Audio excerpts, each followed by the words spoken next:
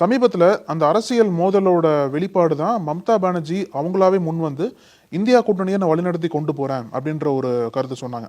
இதுக்கு முன்னாடி வந்து மல்லிகார்ஜுன கார்கே அதுக்கு ஒருங்கிணைப்பாளர் இருந்த இந்தியா கூட்டணிக்கு அந்த காங்கிரஸோட தொடர் தோல்வியின் காரணமாக அந்த கூட்டணிக்கு நான் தலைமை தாங்கி வழிநடத்தி கொண்டு போறேன்னு சொல்லிட்டு சொன்னாங்க இல்லையா.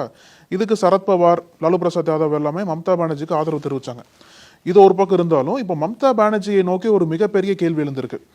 என்ன கேட்குறாங்க அப்படின்னா, வெஸ்ட் பெங்கால்னு வரும்போது இந்தியா கூட்டணியில் போட்டி போட மாட்டீங்க, காங்கிரஸுக்கு எதிராக போட்டி போடுவீங்க, இந்தியா கூட்டணியில் வந்து எதுலையுமே பெருசாக பங்கெடுத்துக்க மாட்டீங்க, உங்களோட அரசியல் ஆதிக்கம் வந்து வெஸ்ட் பெங்காலை தாண்டி அந்த அளவுக்கு பெருசாக எங்கேயுமே இந்தியாவில் கிடையாது. ஒரு பக்கம் கூட்டணியில் போட்டி போட மாட்டீங்க, இன்னொரு பக்கம் அந்த கூட்டணிக்கு நீங்கள் எப்படி தலைமையை வந்து கேட்க முடியும்? கூட்டணியில் போட்டி போட்டீங்க அப்படின்னா அதற்கான அனுபவம் இருக்கு, அதற்கான உங்களுக்கு உரிமை இருக்கு இல்லையா. கூட்டணியிலேயே போட்டி போடாம தலைமை மட்டும் இப்படி வந்துட முடியும் நினைக்கிறீங்கன்னு சொல்லிட்டு பல கேள்விகள் மம்தா நோக்கி எழுந்திருக்கு.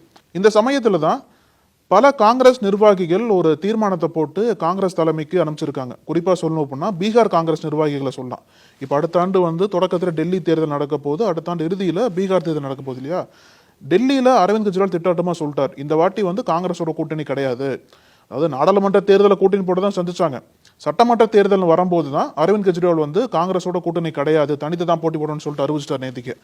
இப்போ பீகார்ல இருக்கக்கூடிய காங்கிரஸ் நிர்வாகிகள் என்ன பண்ணியிருக்காங்க அப்படின்னா, இந்த வாட்டி நம்மளும் பீகார்ல மட்டும் இல்லாம இனி வரக்கூடிய சட்டப்பேரவை தேர்தல் அனைத்திலுமே நம்ம தனித்து தான் நிக்கணும். அது தமிழ்நாடு சொல்றாங்கன்னு தெரியல, அடுத்து தமிழ்நாடு தேர்தல் வரது போகுது இல்லையா, அதுலயுமே தனித்து நிக்க சொல்றாங்கன்னு தெளிவா தெரியல. ஆனா பீகாரை மையம் பண்ணி எதுக்கு சொல்றாங்க அப்படின்னா, அங்க இருக்கக்கூடிய லாலு பிரசாத் யாதவ் கட்சி இருக்கு இல்லையா, அவங்க வந்து காங்கிரஸை குறைத்து மதிப்பிடுறாங்க.